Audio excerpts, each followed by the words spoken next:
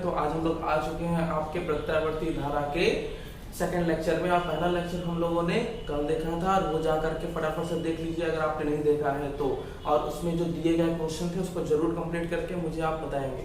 अब बात करने जा रहे हैं हम इसके मतलब प्रत्यावर्ती धारा और वोल्टता के कुछ अवयव के आगे के पार्ट में। देखिए हमने कल एक पार्ट बताया था जिसमें आयाम था और मैंने होमवर्क दिया था आवृत्ति। आई होप आपने आवृत्ति करी होगी जो कि सेकंड पार्ट था। अगर मैं आवृत्ति के बारे में बात करूं तो प्रत्यावर्ती धारा में प्रत्यावर्ती धाराएं जो है या फिर वोल्टता जो है वो कुछ इस तरीके से अपने आप को रिपीट करती है टाइम के साथ। जो अपने आप को रेगुलर टाइम मतलब निश्चित समयांतराल में रिपीट करती हैं उसे हम लोग कहते हैं ऑसिलेशन, कंपन। और एक सेकंड में किए गए कंपनों की संख्या को हम कहते हैं आवृत्ति। तो जो हमारे वोल्टेज या करंट की अगर मैं बात करूं तो इनकी जो आवृत्ति है वो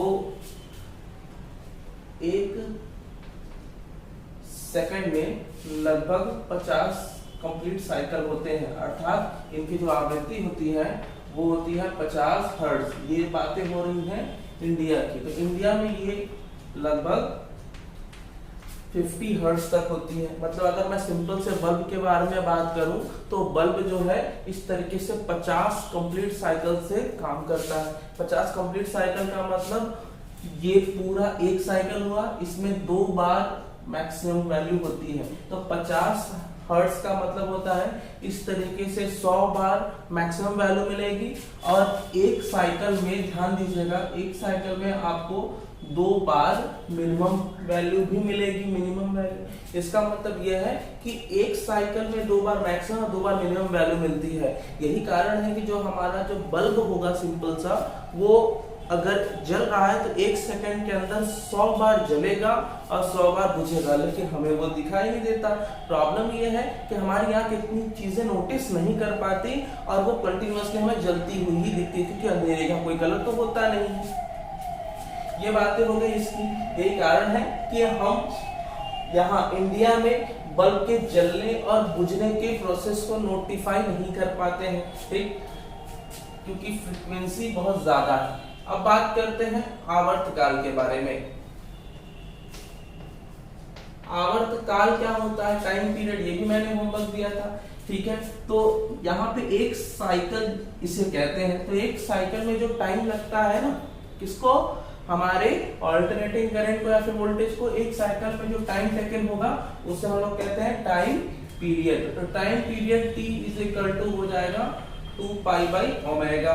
जहां आपको बहुत अच्छे से पता होना चाहिए कि ओमेगा क्या है, कोणीय चाल या कोणीय वेग है, ऐसे कोणीय आवृत्ति भी कहते हैं, एंगुलर फ्रीक्वेंसी भी कहते हैं, ठीक है। तो ये बातें हो गई। आपको मैं बता दूं कि यहाँ आवृत्ति और आवर्तकाल सिर्फ और सिर्फ अल्टरनेटिंग करंट में देखने को मिलते हैं, डीसी में नहीं। आज हम लोग बात करेंगे नेक्स्ट औसत धारा, ठीक है, औसत धारा तथा माध्य धारा, मीन करंट। ये मीन करंट क्या है, अगर मैं किसी ऑल्टरनेटिंग करंट के बारे में बात करूं तो ऑल्टरनेटिंग करंट में इसे कहते हो आप एक साइकिल, यही ना।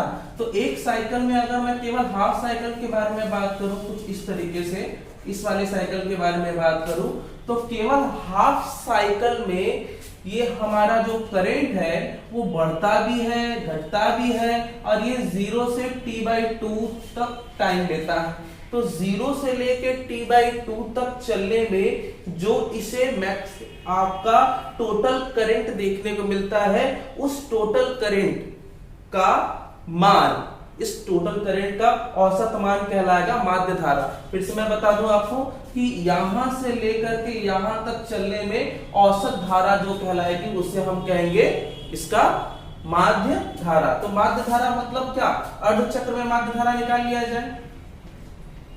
अर्ध चक्र में प्रत्यावर्ती धारा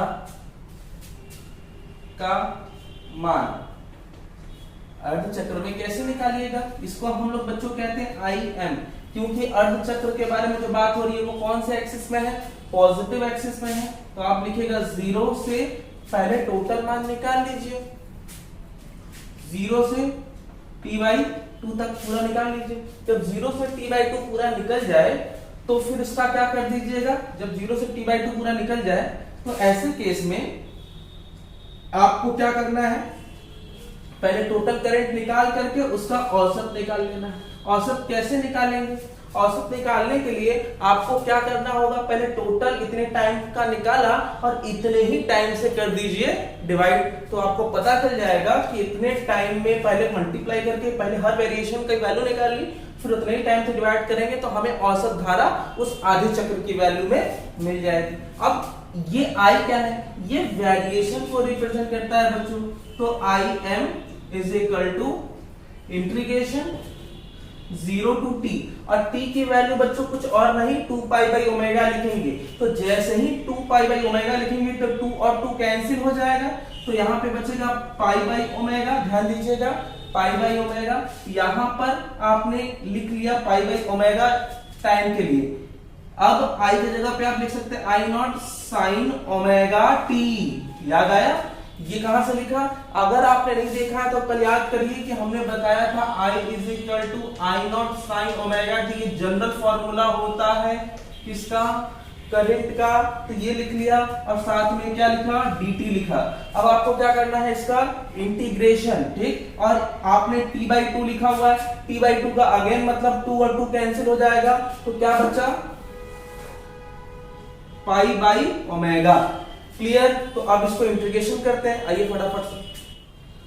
तो यहां हम लिख सकते हैं IM is equal to integration of 0 to π/ω। π/ω यहां पर आपका था I0 sin ω t dt, नीचे π/ω को आपने जस्ट ट्रांसफर कर दिया तो ω/π लिख सकते हो क्या, ऐसे।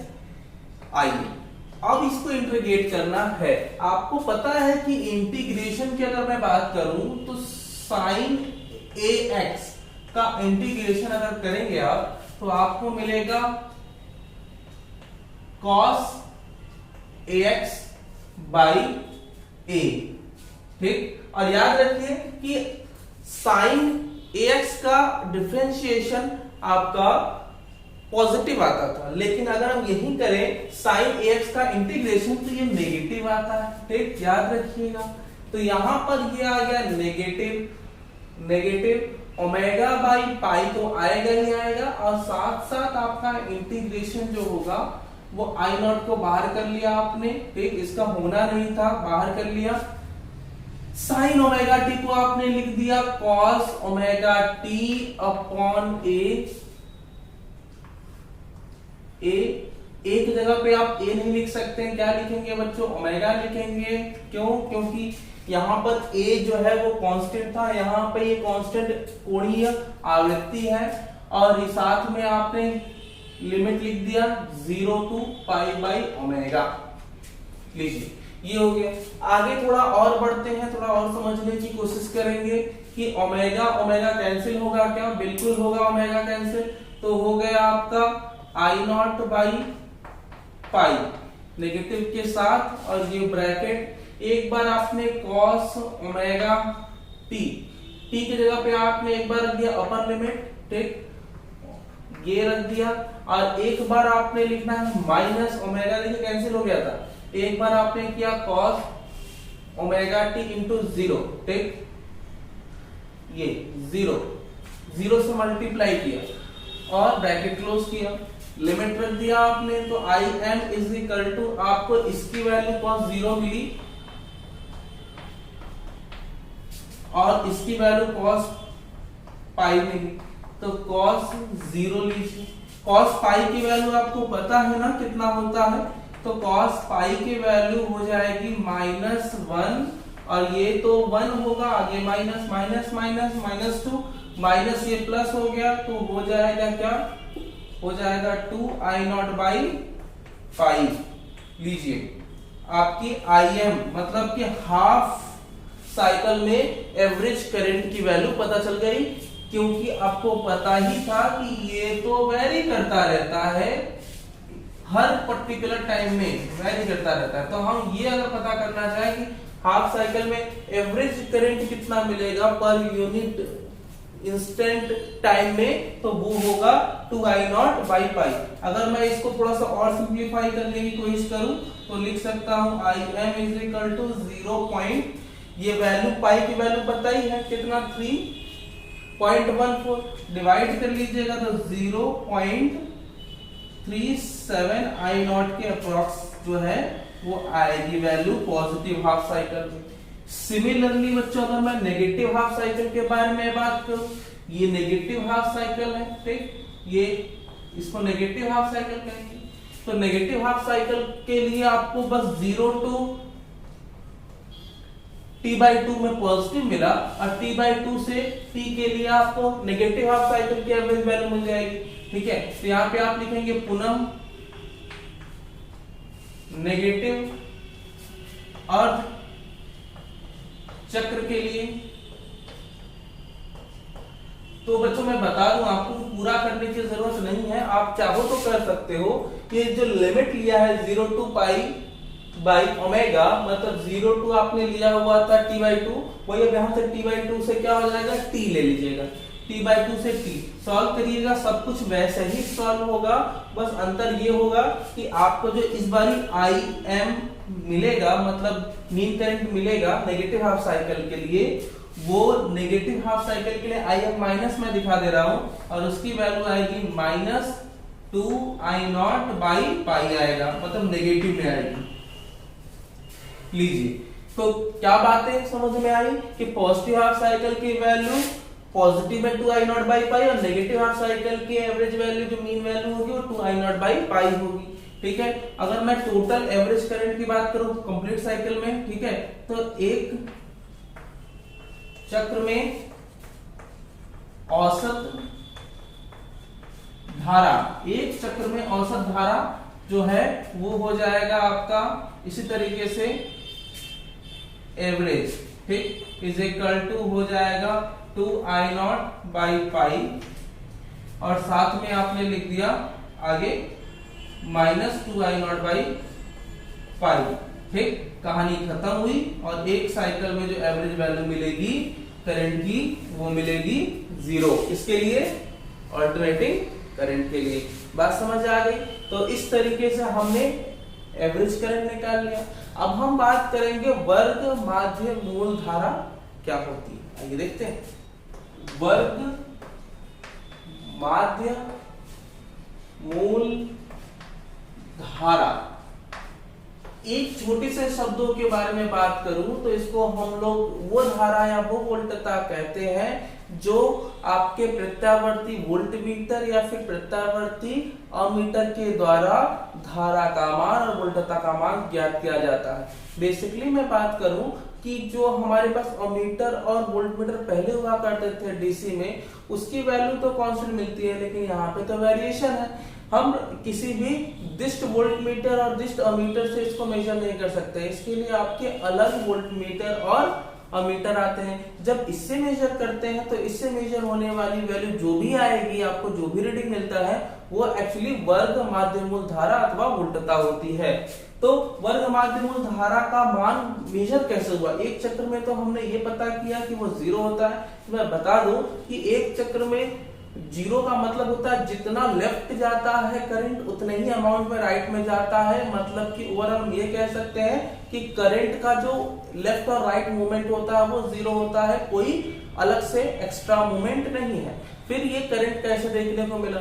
ये करंट एग्जैक्टली ऐसा नहीं कि सर्किट में करंट नहीं है, सर्किट में करंट है। सर्किट में जो करंट का मूवमेंट है वो हर सेक्शन पे है, लेफ्ट राइट ये मूवमेंट होता रहता है। तो जब ये लेफ्ट राइट मूवमेंट होता रहेगा तो एवरेजली वो कितना एनर्जी सप्लाई करता है, कितना मूवमेंट ऑफ चार्ज हमारे इक्विपमेंट को देता है, ये पॉसिबल तभी होगा जब हम इसकी वैल्यू वर्ग करके निकाल सकें। तो ऐसे केस में हम लोग अगर लेफ्ट राइट से ही वैल्यू निकालेंगे तो वो तो 0 आ जाएगी। 0 से कहानी क्लियर नहीं होती। तो तो ऐसे केस में हम एक काम करेंगे कि सर्किट को 2 बार मैक्सिमम अगर मिला तो दोनों मैक्सिमम से वो काम करेगा। तो ये चेक करना कि 1 सेकंड के अंदर वो बढ़ते हुए बदलते हुए उसको एवरेज कितना करंट मिला जिससे वो एक्टिव था। कौन? वो डिवाइस जिसको हम एसी से चलाते हैं। तो आइए वही हम आज कैलकुलेट करेंगे। तो निकालने के लिए हमारी कोशिश ये होगी, इसका वर्ग करके हम रूट ले लेंगे और फिर इसका औसत निकालेंगे। तो ये होता है वर्ग करके करने से नेगेटिव वाली वैल्यू जो है वो इस बारी आपको प्रॉब्लम क्रिएट नहीं करेगी। अब आपको कैलकुलेट करने में डिस्टरबेंस नहीं होगा। ठीक, तो प्रत्यावर्ती धारा I is equal to I not sine omega T. ठीक, सिंस प्रत्यावर्ती धारा का वर्ग माध्य मान कितने के लिए निकालना है आपको? 1 चक्र के लिए निकालना है। 1 चक्र का मतलब होता है यहां से लेकर के यहां तक 0 से शुरू हुई बात, t/2 यहाँ पे थी और t यहाँ पे थी। तो आपको पूरे 1 चक्र के लिए वर्ग माध्य मान निकालना है। तो कैसे निकालिएगा? तो आप लिखेंगे I स्क्वायर, आपको निकालना है m, I स्क्वायर m निकालना। तो निकालने के लिए आप इंटीग्रेशन करेंगे। ठीक है, पहले टोटल वैल्यू निकालेंगे तभी ना मीन निकालेंगे। तो 0 से लेकर t तक टोटल वैल्यू निकालिए, 0 से लेकर t तक। उसके लिए क्या वैरी कर रहा है? करंट वैरी कर रहा है। किसके साथ वैरी कर रहा है? टाइम के साथ। तो औसत निकालने के लिए क्या करेंगे? टोटल टाइम से डिवाइड लीजिए। टोटल टाइम से हमने कर दिया, इस साइकिल में t होता है डिवाइड। ठीक, अब इसका क्या करना है? स्क्वायर। तो ये हो गया I स्क्वायर। पहले हमने इसका क्या किया? स्क्वायर किया, फिर इसका क्या निकाल लिया? मीन। बात क्लियर हुई। तो यहाँ पर हम इसको और क्या लिख सकते हैं? इसको हम लिख सकते हैं, देखिए इसको लिखते हैं हम लोग 1/t integration 0 to t I square के जगह पे आप I की वैल्यू रख सकते हैं I not square sine square omega t dt लीजिए। और थोड़ा कुछ लिखना हो तो क्या लिखा जा सकता है? एक बात मैं बता दूं कि हमारे जो सर्किट में साइन स्क्वायर ओमेगा टी का टर्म आ गया, ये क्या करेगा? साइन की वैल्यू को नेगेटिव नहीं होने देगा। ठीक, आइए सॉल्व कैसे करेंगे? इंटीग्रेशन तो साइन स्क्वायर का होता नहीं। तो ऐसे केस में बच्चों मैं बता दूं कि t को पहले तो आपको मैं बता देता हूं कि t इज इक्वल टू होता है 2 पाई बाई ओमेगा। ठीक, 2 पाई बाई ओमेगा यहाँ पे लिख लीजिए। 2 पाई बाई ओमेगा में ये ट्रांसफर होगा तो ये हो जाएगा ओमेगा बाई 2 पाई लीजिए। यहाँ पर आपने लिखा 0, यहाँ पे लिखा क्या? 2 पाई बाई ओमेगा। क्लियर? ठीक, ये चीज यहाँ पे लिखा। इधर आइए, साइन स्क्वायर ओमेगा टी को क्या लिख सकते हैं? लिख सकते हैं 1 minus cos 2 omega T upon 2। ये आपको अगर फॉर्मूला cos 2a का पता होगा तो आप साइन को पहले cos के टर्म में ब्रेक कर लीजिए, क्योंकि स्क्वायर का इंटीग्रेशन नहीं होता है बच्चों। और साथ में क्या आपका dt करिएगा इसको सॉल्व। तो ये हो जाएगा 1/2 है, तो 2 आप चाहे तो बाहर ले सकते हैं, हो जाएगा 4 पाई। इंटीग्रेशन के लिए 0 to 2 पाई बाई ओमेगा ही चलते रहेगा। और एक बार आपने क्या किया? 1 माइनस कॉस 2 ओमेगा टी का इंटीग्रेशन करा लीजिए। करिए, करके बताइए कितना आएगा? 1 का कितना आता है? t। तो आपने किया, ये आ जाएगा t। तो t का लिमिट रखना होगा 0 to 2 pi by omega. Clear?